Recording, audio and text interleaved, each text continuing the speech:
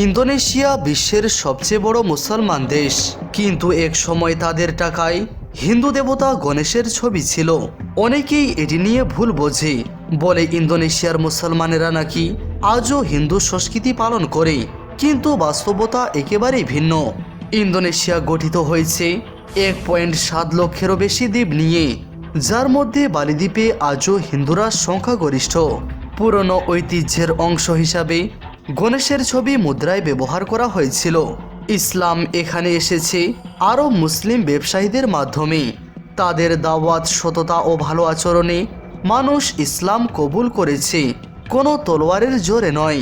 এক রাজা স্বপ্নে নবী পাক সাল্লাল্লাহু তাআলা আলাইহি ওয়াসাল্লামকে দেখে ইসলাম গ্রহণ করেন।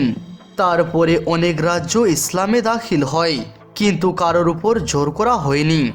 বালি দ্বীপে আজও হিন্দুরা স্বাধীনভাবে তাদের ধর্ম পালন করেন, আর গণেশের ছবি সেই সংস্কৃতির প্রতীক হিসাবে ছিল, কোনো উপাসনার উদ্দেশ্যে নয়। কিন্তু এখন এই গণেশের ছবি মুদ্রা থেকে সরিয়ে নেওয়া হয়েছে। ইসলামী শিক্ষা ও মানুষের মতামতকে সম্মান জানিয়ে এই পদক্ষেপ নেওয়া হয়। তাই এটা ভুল ভাববেন না যে মুসলমানেরা গণেশের পূজা করে। ইন্দোনেশিয়ার মুসলমানেরা শুধুই এক আল্লাহর ইবাদত করে।